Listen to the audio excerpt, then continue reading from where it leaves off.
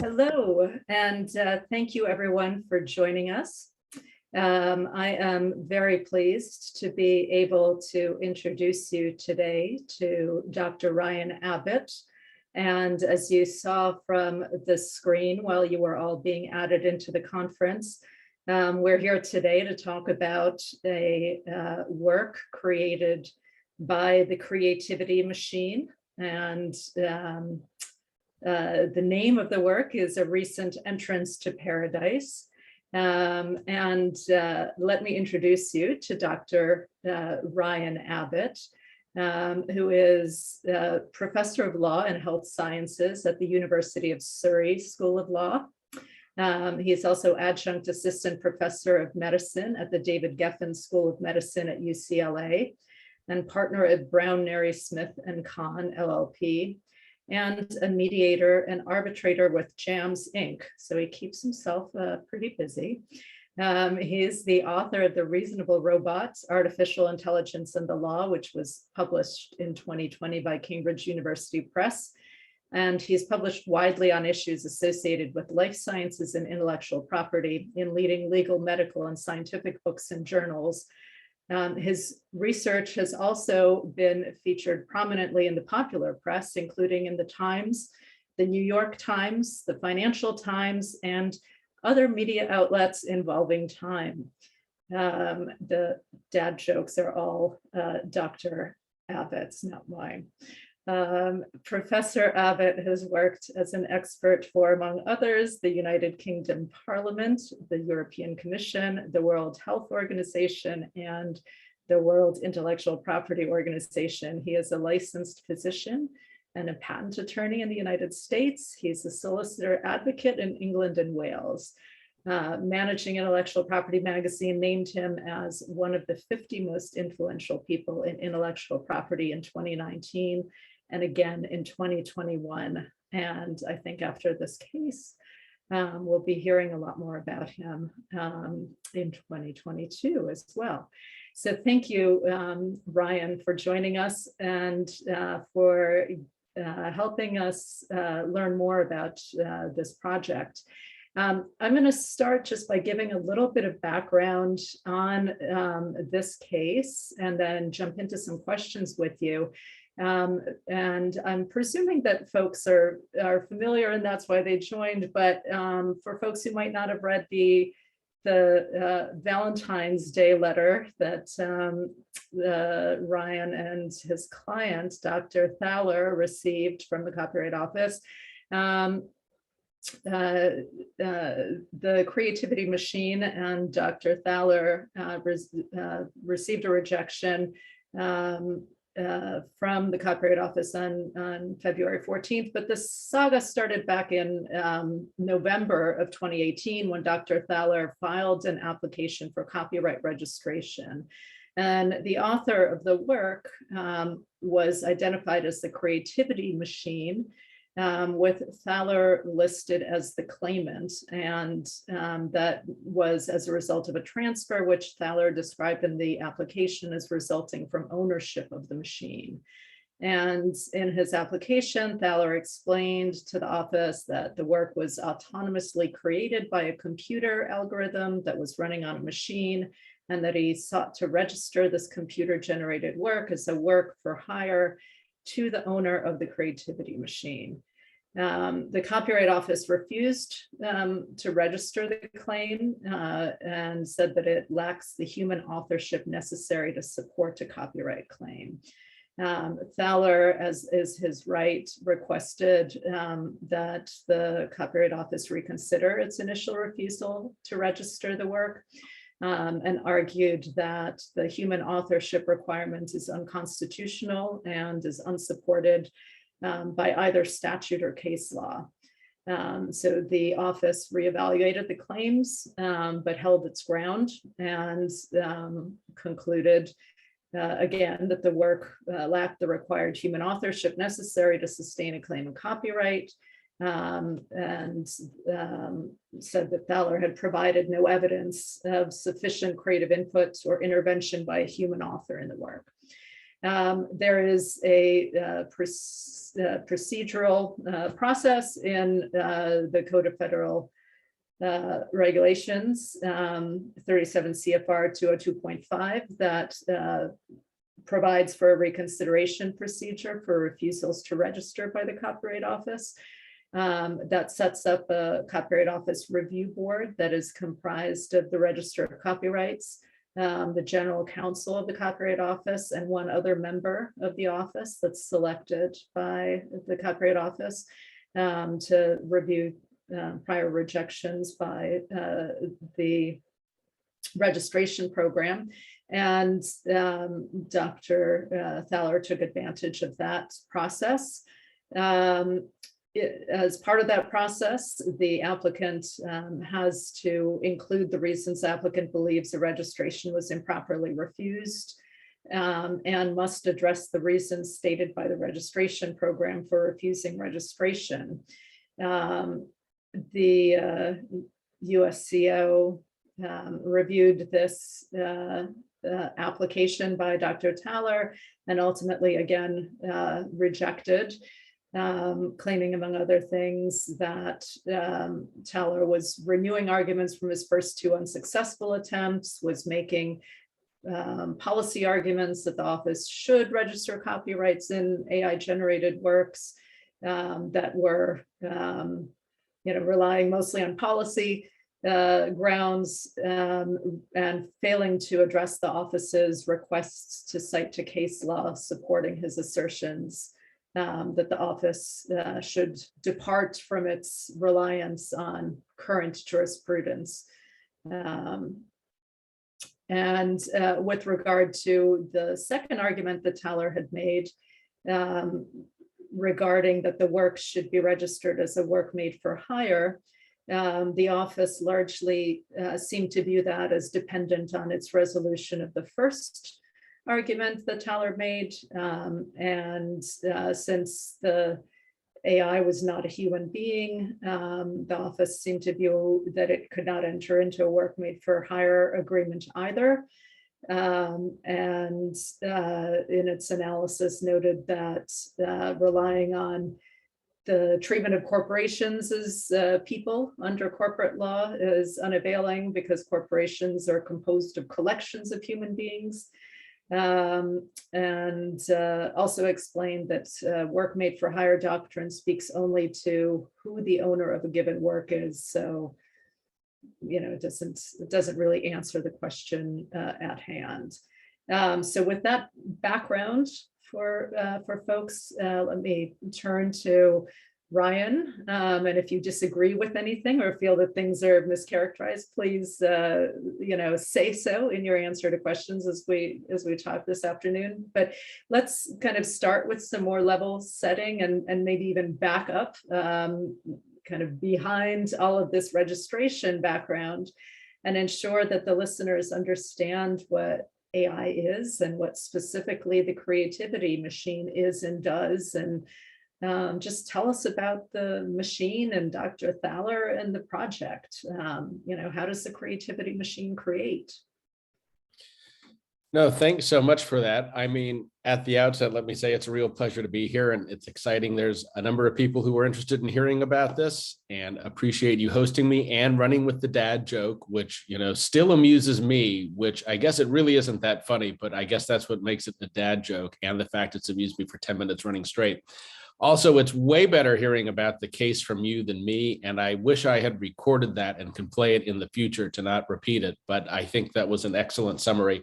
The only point was, the only bit I would add to that was the requests for reconsideration were required in order to appeal it. So it wasn't us availing ourselves of it as much as we had to avail ourselves of it. But I guess to take a step back and put it in context and then talk a bit about creativity machines, this is a pro bono legal test case because it is one that we think is of public importance and it's part of essentially a broader campaign I and a group of other attorneys have been doing looking at the law on AI generated works.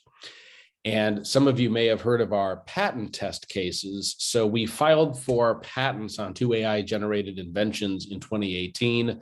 Those are making their way through 16 jurisdictions around the world right now, including most recently, we completed our federal circuit briefings. And so we should have an oral hearing on that sometime in the next 6 months.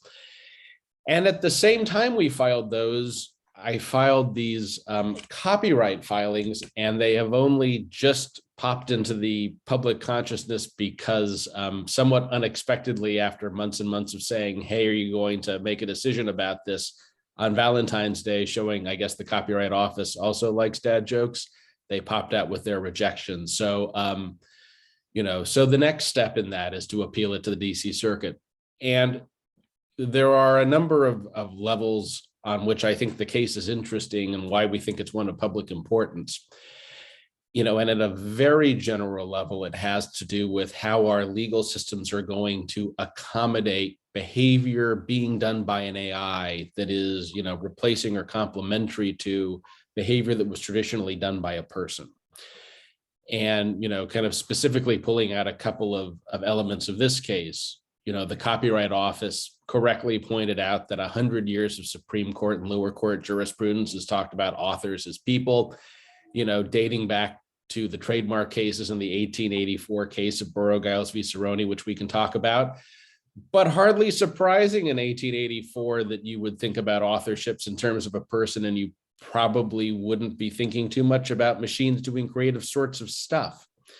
So, the argument that, well, courts have thought about it or phrased it in this sort of way for a really long time, to me, isn't really an argument that prohibiting AI-generated works is consistent with, the statutory goals of the Copyright Act or with the Copyright Office's constitutional mandate.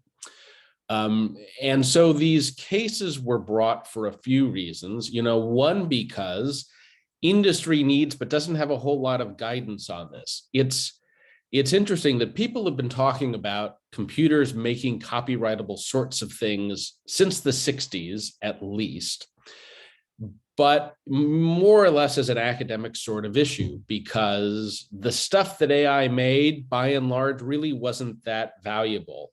To the extent it was art, if you'd call it that, it was more or less the sort of art that I could make. In other words, you wouldn't really pay for it.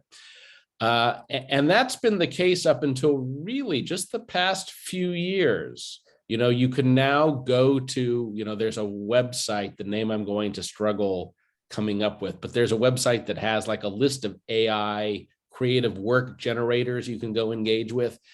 You can go to wombo.io or Deep Dream Generator and type in a couple of words and something really very artistic comes out. Certainly something way better than I could ever make. And, the bar to getting a copyright on something is exceptionally low.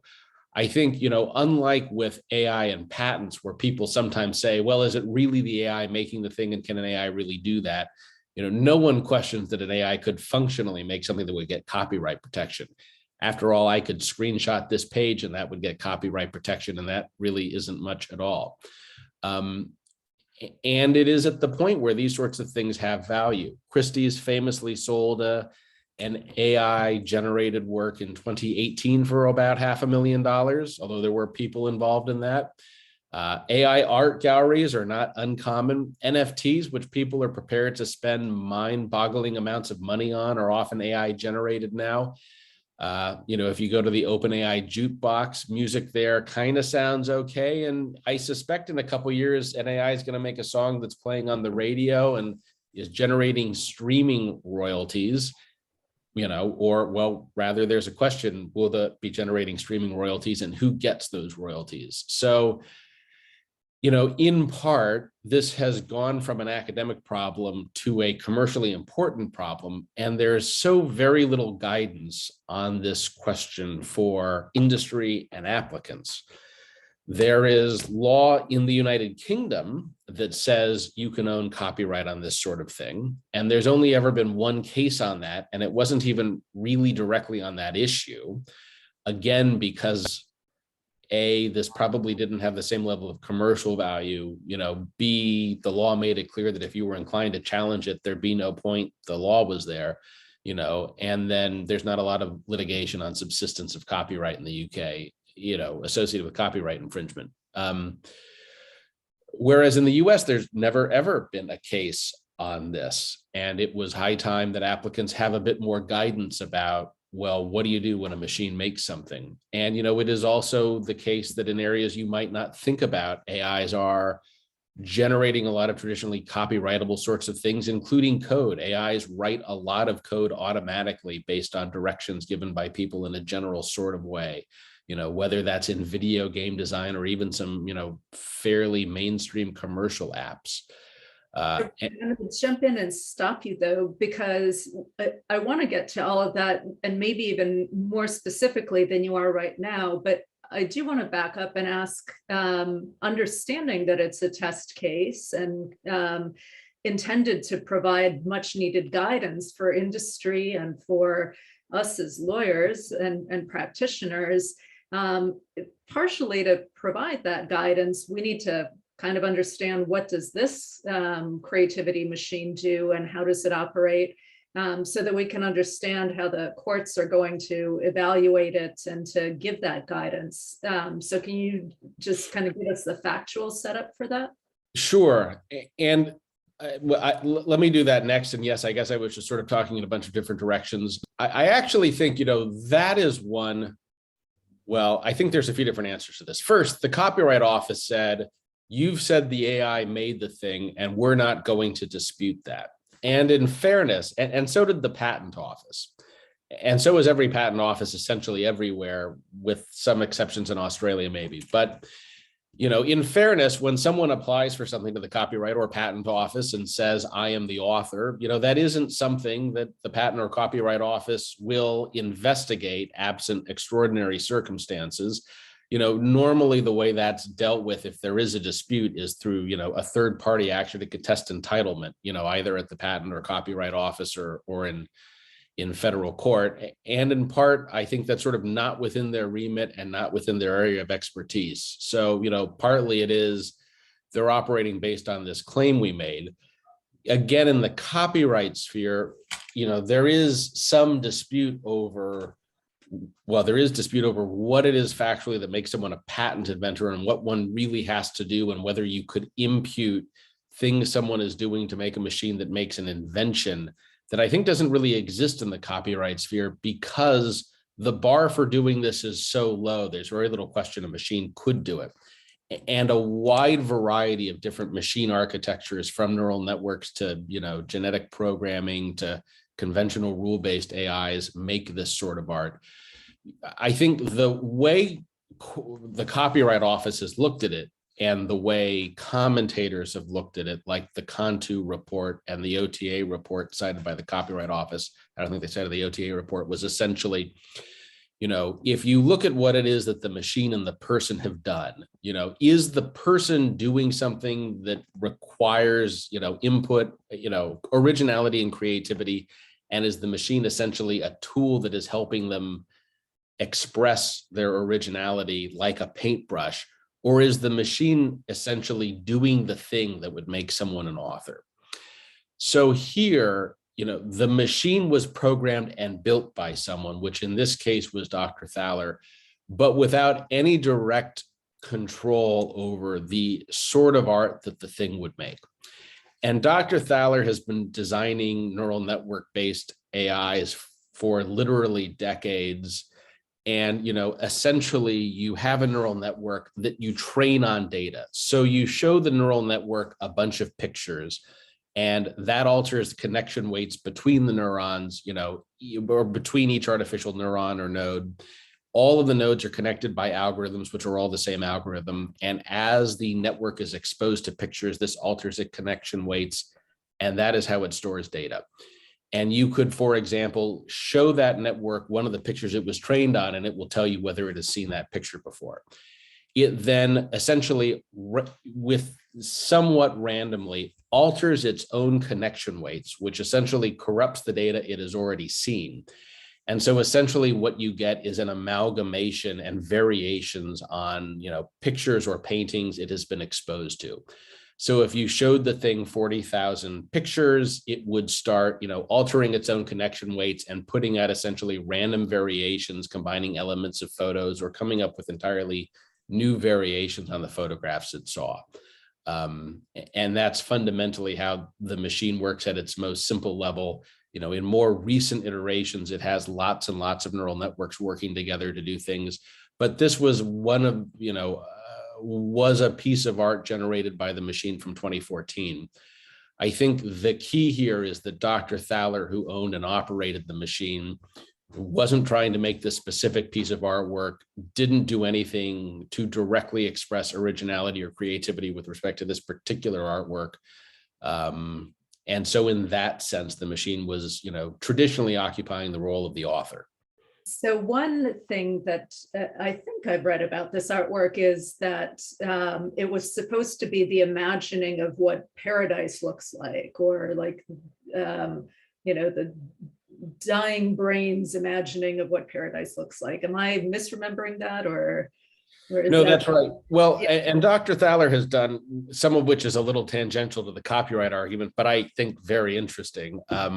Two things. One is that his networks often combine different sorts of information in their network. So he may train it on pictures combined with text like descriptions of the photograph, or even with sound recordings associated with images or with text. And so the machine isn't just necessarily looking at pictures. When it generated this particular picture, it generated a title for the picture, and the title it generated was on the slide that you showed when we started, and I don't want to misquote it, but it was that one. A recent entrance to paradise.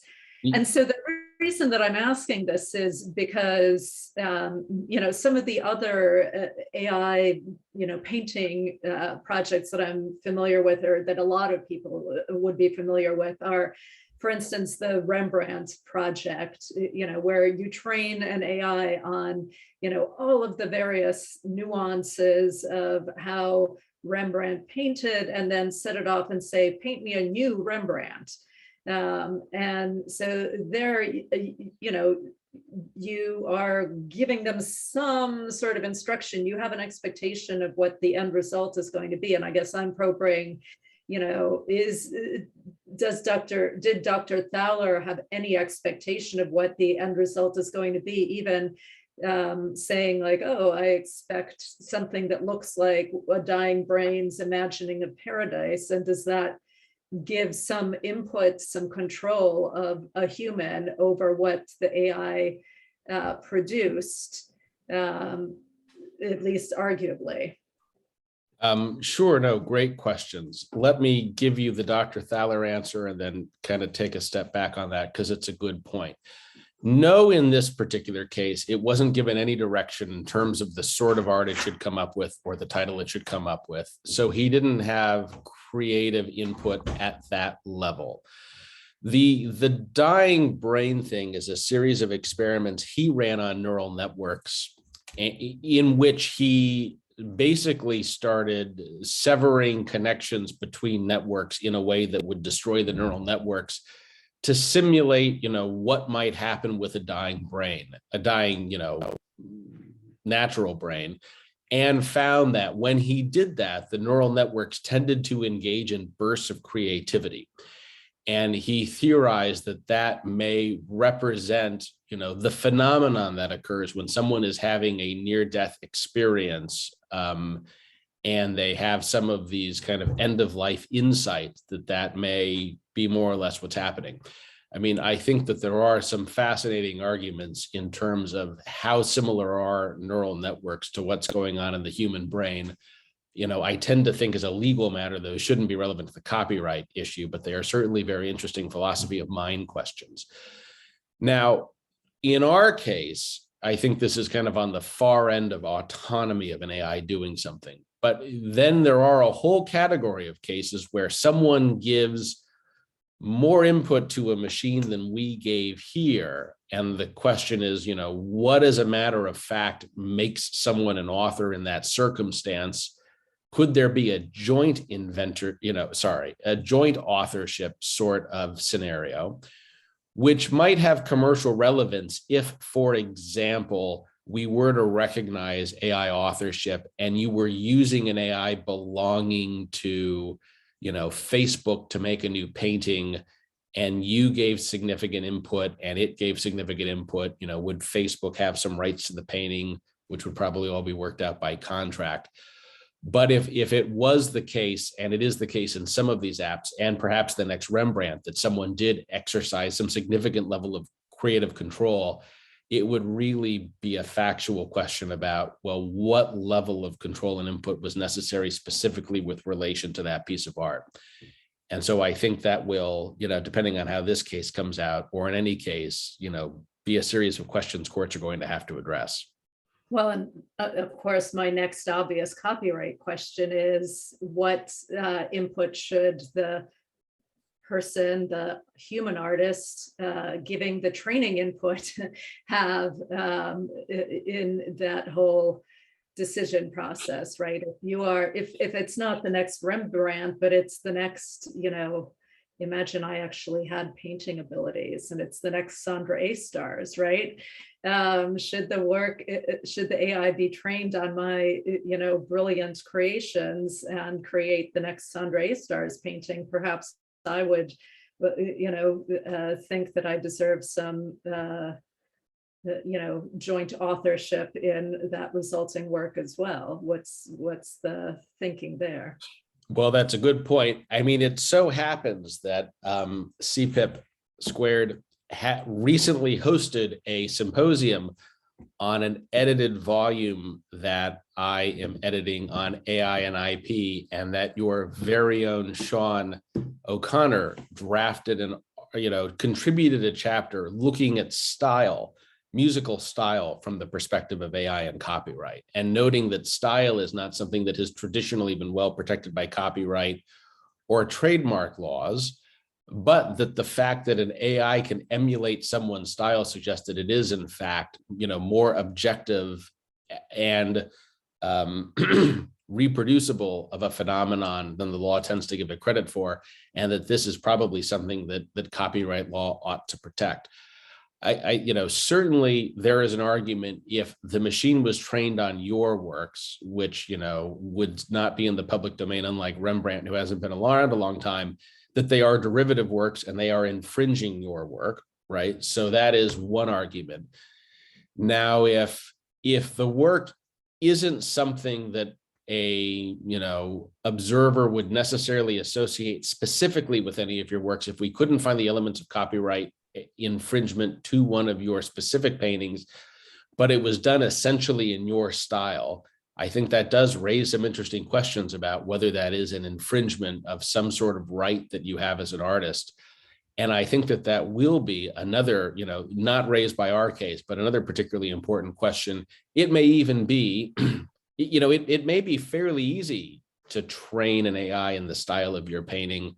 And it may even be in a few years that it could make a painting of yours that people like more than your paintings. And whether you're going to have some right to that's an interesting question. Or I suppose, it may, if you think about collectors and museums and so forth, you may have AIs being the next, forgers, right? And you may be disrupting the collector's bargain, right? If you've invested millions of dollars in acquiring the hottest new artist on the market, and an AI comes along and creates a great impersonation of that artist, and the market for that work is disrupted, that might cause some anger in the marketplace, but that kind of brings me to, I guess, my overarching question, kind of getting back to the policy arguments and the constitutional justifications for copyright. One of the things that you argued in your petition to the Copyright Office on their refusal to register the work was that they should register the work because doing so would be in line with constitutional rationales for copyright. And a lot of folks in the US, academics in the US, asserts a utilitarian incentive-based justification for copyright. And I wonder what you would argue would be the utilitarian argument for granting non-human creators copyright rights that could be asserted against presumably human artists whose works would be deemed to infringe the creations of the AI. So forget about me training the work, right? But the AI, the creativity machine, creates the image that we're talking about today, and a human artist comes along later and creates something that is deemed to be substantially similar to that work. Why should we grant the creativity machine, who presumably, I said who, I don't know what that means, but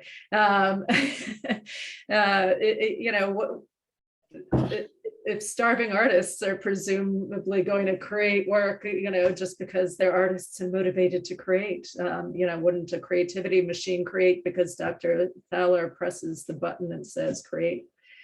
Why do we need to just give them justifications to create? Sure. Well, a whole bunch of issues in there. Let me start by saying your initial comment that why should we grant non-humans rights? I should say that I have to look at the exact percentages on this, and I don't think the Copyright Office does a report on it, but the Patent Office does a report on it, and most patent rights are owned by companies. And it wouldn't surprise me if most copyright rights were owned by companies. Not only that, but under the work for hire doctrine since 1909, companies can be authors of copyrightable works. So the idea that a non-human could own and be the author of a copyright work is something that has been around for well over a century, at least in the United States, and well understood. Now, people in France are horrified by this feature of US law, but I will say it's ours. To a next point, it has never been our claim that the AI should have any kind of right or legal obligation, because the AI doesn't have legal personhood. And, you could change the law to give an AI a right. And indeed, as we just talked about, the fact that you could have a non-human with rights isn't the craziest thing.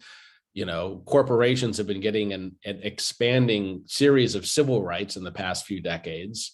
But it just wouldn't make a lot of sense. I mean, why should we do that? Well, we shouldn't. I mean, an AI doesn't care if it gets a copyright. It couldn't exploit it effectively.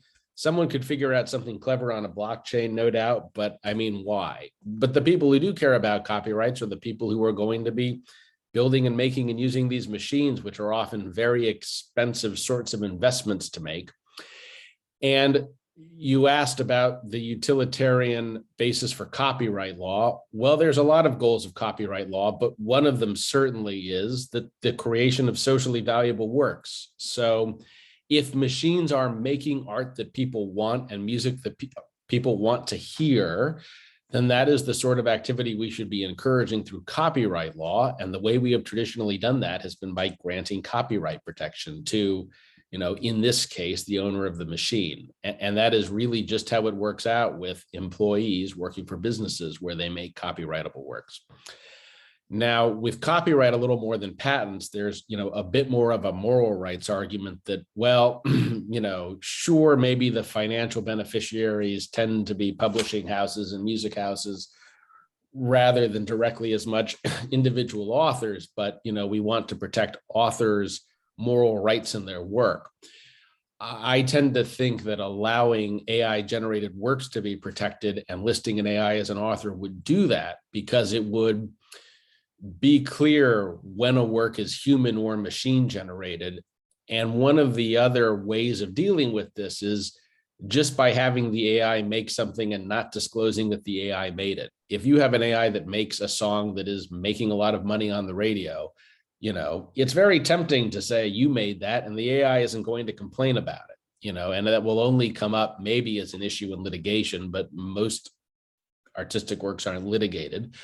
The Copyright Office in their rejection said, well, you're not allowed to commit fraud on the Copyright Office. And, we'll see how that works as a strategy. But I tend to think that transparency in who or what the creator of a work is the right approach. Now, calling the AI a who is interesting because we get into, the argument before the court will be one of statutory interpretation of the Copyright Act and, what terms like authors mean, which aren't specifically defined. And the idea that an AI could be an author to me is one that is consistent with the plain reading of the Copyright Act, even if it hasn't come up before. And these words are very malleable. Computers used to refer to people who compute, and now you don't tend to refer to individual natural persons as computers, but a machine can be a creative entity, and why couldn't it be an author? It is functionally doing everything an author does. So the one thing that sort of gave me pause in your arguments there was your speaking about, corporations owning a lot of copyrights, and that's certainly the case. I don't know what the statistics are either, but even in a work made for hire context, the work is originally created by an author, by an individual, a human being, in the context either of their employment or created and then transferred through a commissioned agreement by a human being. And that was one issue that came up in your arguments before the Copyright Office. And one issue that was not really dealt with in a lot of depth, but it strikes me that it was a little unclear how the work made for hire statutory requirements are met here in the application. So let's set aside for the moment, and I'd love to get back to it if we have time, but let's set aside for the moment the issue of whether that argument rises and falls with the whole authorship thing, because the AI is not a human and can't sign, can't sign a document or whatever, corporations or collections of humans, those arguments. But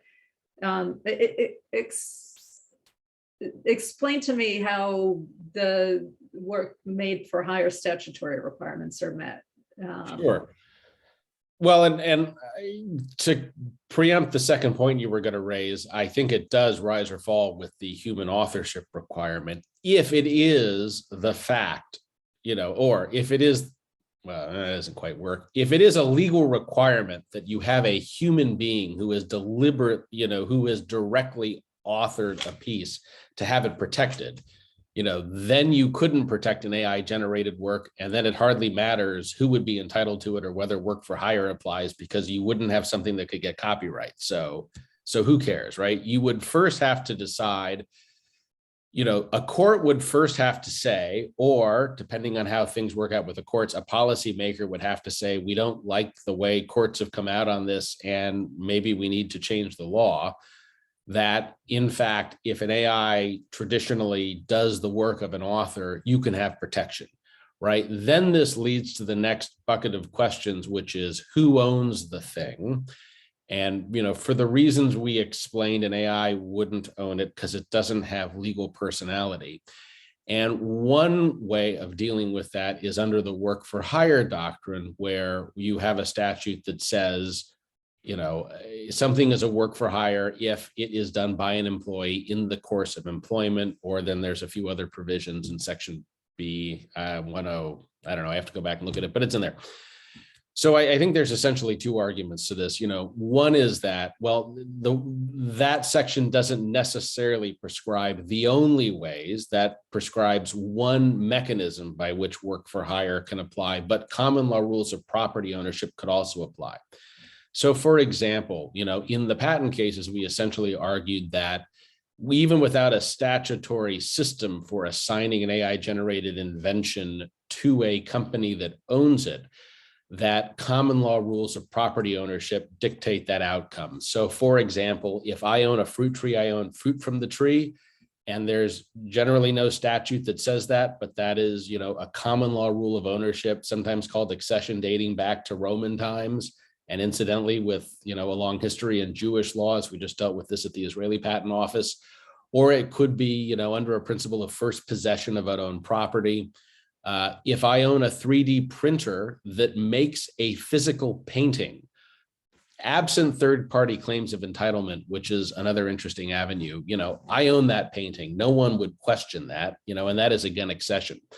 So if I own a piece of property that makes a piece of intangible or intellectual property, why wouldn't I have the same claim to ownership of that? And so the arguments are either that in the absence of a specific statutory mechanism assigning ownership, that common law rules of property ownership should govern the entitlement issue, or that essentially under the work for hire doctrine, that what an AI is doing and the agency relationship, the control relationship of a person and a machine is sufficiently analogous to the agency relationship between a person and a company that you could find ownership under that mechanism.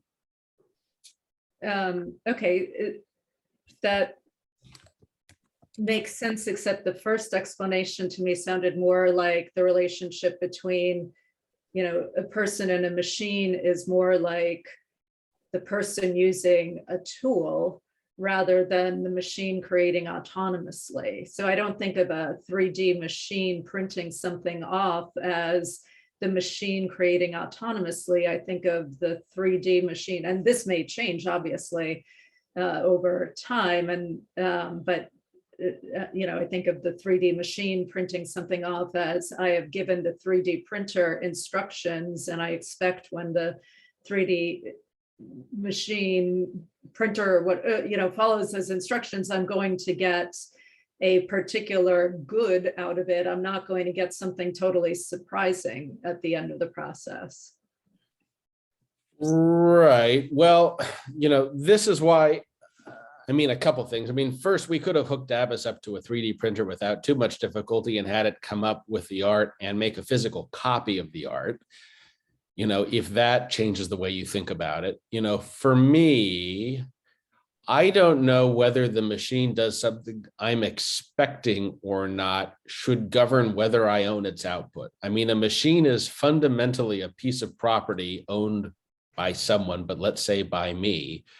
And if my property makes more property for me, if we do think that this is the sort of thing that should be protected, then it's hard for me to see how I shouldn't be entitled to that, whether it's tangible or intangible, or expected or unexpected. I think the only reason I'm asking that is because I think it goes back to where we began our conversation, which is this an autonomously created work, or is this something where Dr. Thaler contributed to the work and it's either joint ownership of some or joint authorship of some sort, or Thaler using the creativity machine as a tool? And if it's the latter, then the Copyright Office already knows how to deal with it and could have registered it, but that's not how the registration was put in. Right. And I think in this case, again, it was not in that sense, in that he had no expectation of the specific piece of art that would come out. And so I think, under traditional principles of copyright law, he couldn't be an author for that. But, and I get how you tied that back to ownership of it, and the fact that with the 3D printer isn't doing something autonomous. But I think, right, one has to disaggregate, the level of input one is giving in terms of the authorship question. But in any case, the ownership question from our perspective comes down to someone's relationship with a machine the machine is property that can make property, regardless of how creative it is. If he had given the thing the full instructions and it made a piece of art, then indeed he would be the author of it and he would be the owner of it. There wouldn't be any question.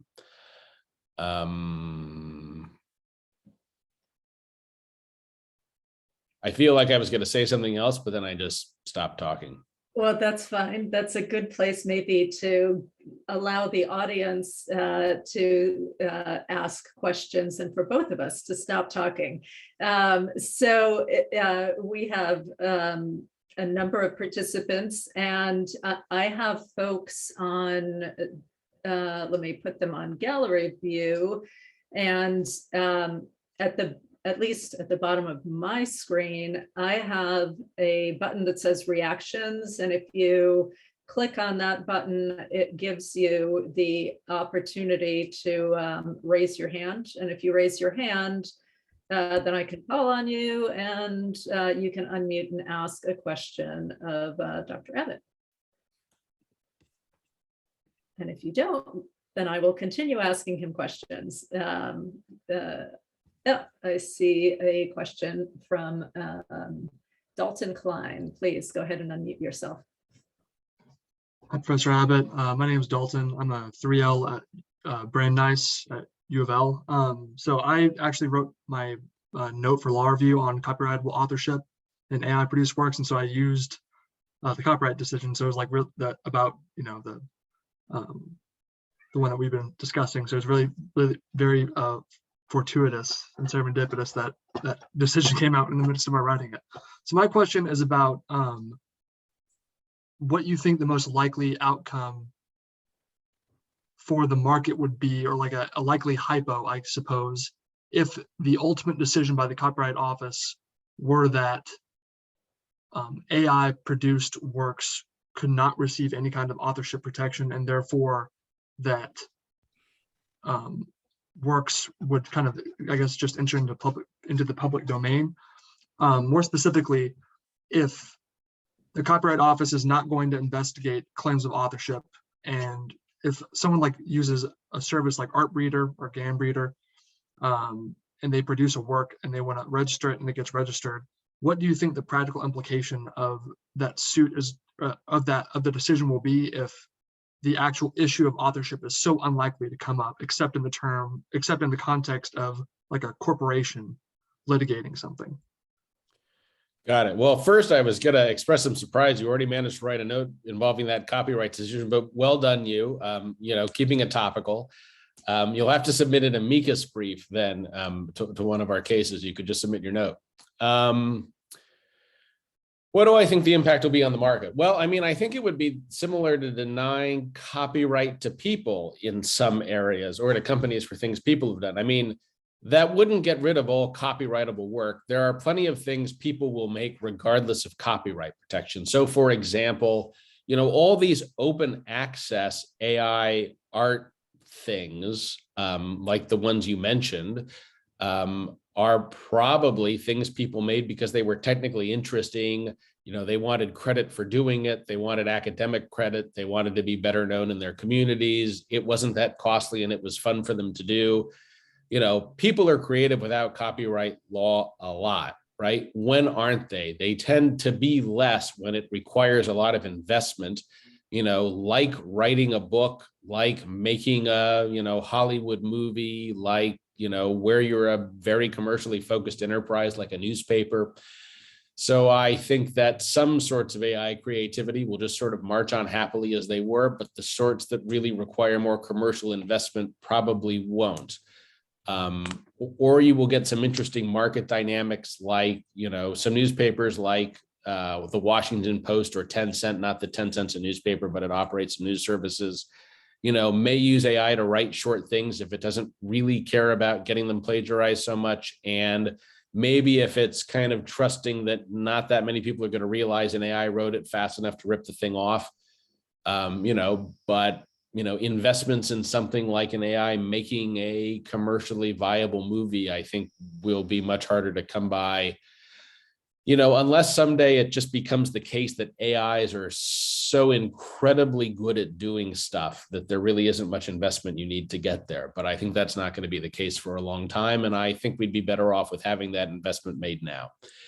What about kind of aren't people just going to say that that they wrote things that have value that an AI made? Yes, I think people will just say that because they'll make money that way as opposed to not making money, and they'll kind of come up with some kind of, if someone really cares about copyright here, one may design a process to stick a person in the middle of it to give them a credible claim of authorship, even if that isn't the most efficient way to make a work. Failing that, I do think people will just lie about it in the hopes that they'll make a bunch of money or no one will care and it won't be an issue until a lot later, or if they sell a work, it's someone else's problem. And that this will start coming up in litigation when you start getting AIs that are making legitimately commercially valuable sorts of things. And I think that will produce all sorts of problems. And it's better to have a system that more transparently recognizes these contributions and permits them. While I wait for somebody else who wants to ask a question, I actually do have another question that I want to ask you, and it was prompted by Dalton's question and your response that he'll have an amicus brief ready to go based on his note, and that makes me think whether Dr. Thaler and you might be filing a lawsuit in the near future, perhaps against the Copyright Office, perhaps against the USPTO, regarding failure to register or refusal to register the work by the creativity machine. You began the conversation here saying that this was a project to maybe push the legal boundaries here, establish some more useful precedents in your view. Well, yes, as will probably come as no surprise, we are indeed actively working on an appeal to the DC Circuit. So hopefully that will be filed pretty soon. And it, is not the world's fastest process, but I think, we are optimistic that courts will look at this holistically in the context of the Copyright Act and the goals it was intended to achieve and the purpose of the Copyright Act, and decide that really this is something that the law already permits protection of. And if the courts ultimately don't agree with that, then it's to policymakers to weigh in on some of this. I will mention that the UK Intellectual Property Office just completed a second set of consultations on this question, whether there should be copyright for AI generated works, although they currently allow it, whether they want to continue that and what the scheme would be. Those works get a shortened period of statutory protection, so 50 years. So it is a bit sui generis in that sense. But there probably aren't that many people who really need that extra 20 years plus someone's life. And they're deciding that also for patent protection now, and they're looking at text and data mining exceptions. One more thing you said that I kind of forgot to follow up on was, what about the starving artists of the world? Although we have a better question, so I'll just get to that quickly.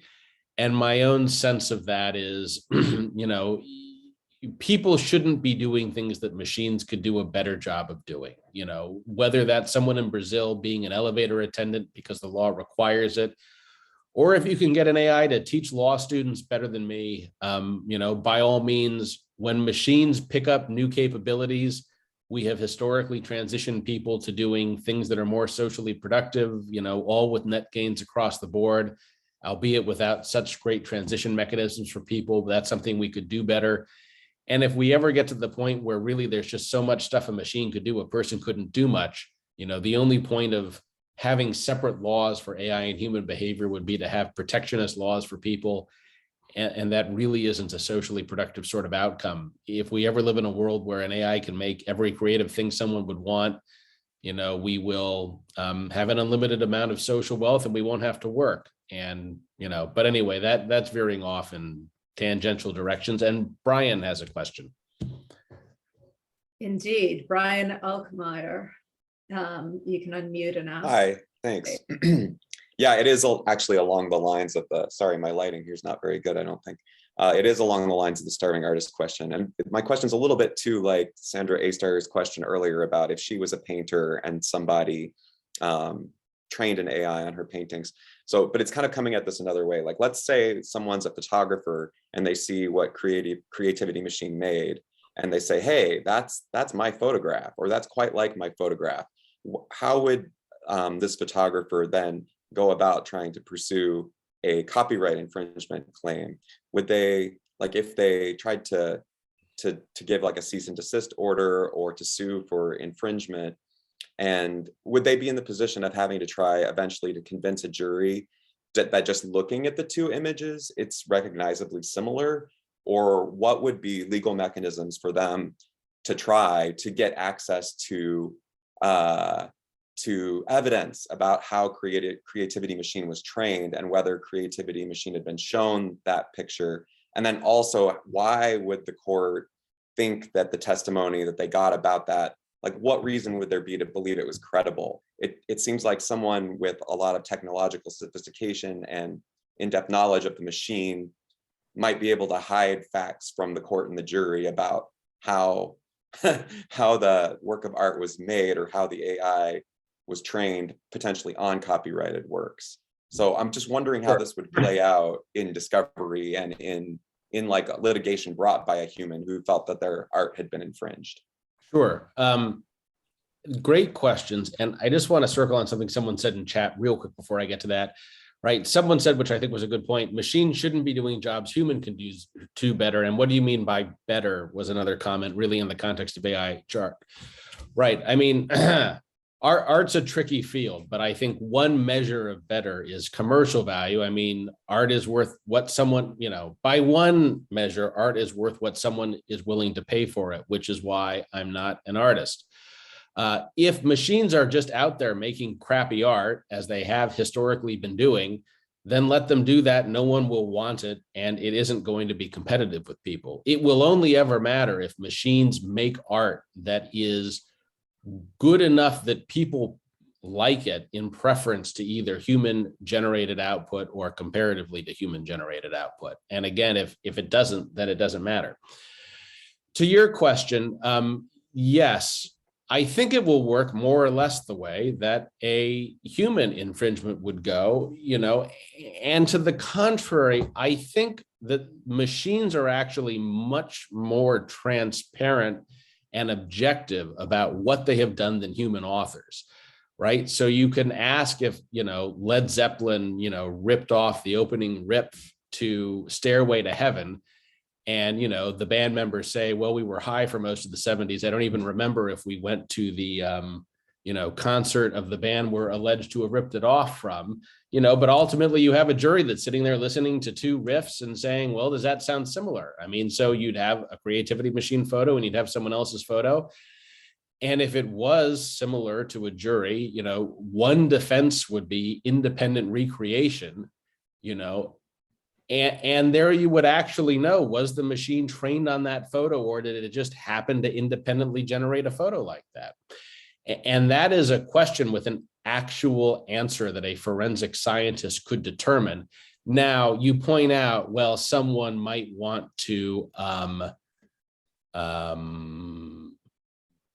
lie about this or change their records, but, welcome to litigation, and people do that. And, we have means of dealing with that.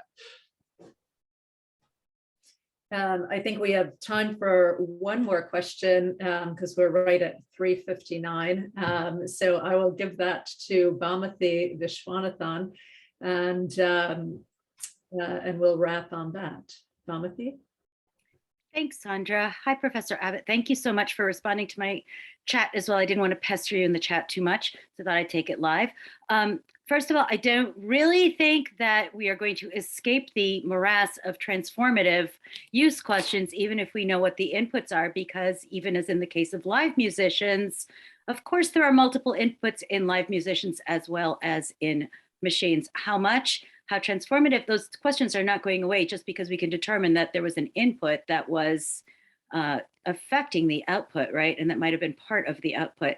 But the question I really have for you is, market impact is a metric, and it's a great metric, but it's not the sole metric. And I think in the case of AI generated art and impact on artists and how art is affected by this is not just an impact on the market, but again, it circles back to Sandra's original questions about authorship. There are questions about what we think that humans can do that machines can't do. I think at the moment they're somewhat mooted by the limitations of machines, but we're going back to this question of sort of let's think about what we're relegating artists to, just entities that have to compete against machines, even in things like pop music, against machines that can do a lot more riffs a lot more efficiently. No question, the efficiency question would be solved by machine. I just find it a little bit playing fast and loose to say, well, who really cares about artists? Because if they can compete in the marketplace, great. If they can't, they can't. I think that sort of begs the question still of, are we really impinging upon the work that creators do? And isn't that something that we should consider from a multiplicity of viewpoints rather than just the market will solve it? It's not just a question that goes to an invisible hand that will make everything okay. So that's not a question. I apologize. That's more of a statement.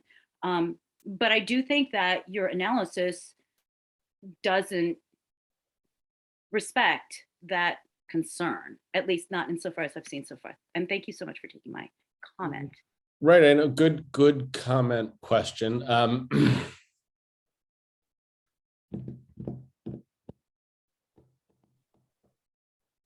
Certainly not the first time I've heard that comment, so I'm wondering why I'm having trouble responding to it, or I'm thinking about it more.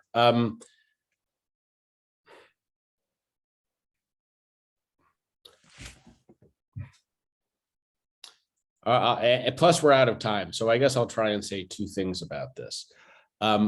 Even without copyright protection, if it becomes cheap and easy for AI to make commercially valuable sorts of music, I'm not sure that prevents the competition challenge. If anything, it means that AI generated art is free to use. And so people are competing against free, limitless good music rather than, limitless good music that someone would have to pay for. So I think in some sense on that angle, not protecting these things may even make it worse for human artists. Right. But secondly, I take your point about there being many metrics and that, protection of human artists is part of what the law has historically been designed to do, but fundamentally, I mean, the other option on this, even leaving aside the version where AI freely makes art that people want, is, having laws that prohibit AI generated art or prohibit uses of AI generated art that are competitive with people. And that strikes me as a problematic path to go down, in that you are basically forcing consumers to choose at some level human generated works. I mean, AIs have already put lots of people out of works in some certain sorts of industries. And I think that is sort of an inevitable feature of technology, and that people have always been able to transition to other sorts of things. And so, people who make certain sorts of art or certain sorts of articles may have trouble in those fields, but we're a long way away from an AI that could actually put all human artists out of work. And as a final thought on that, wanted to say, but I already forgot my final sort of work. But anyway, great comment, and hope that answered some of it. So we are at time. I guess I will just thank Ryan for taking the time, and I keep saying time, going back to your bio, I guess.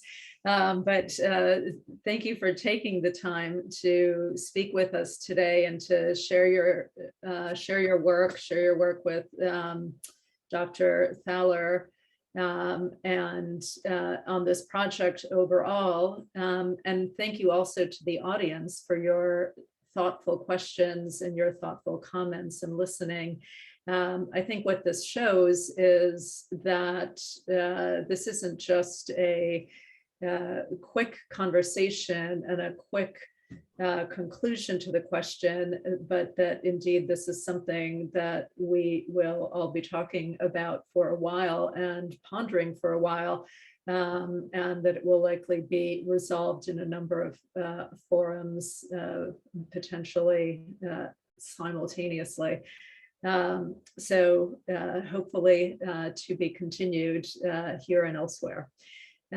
Thanks, Dr. Abbott, and thanks to all of you. We'll sign off. Thank you.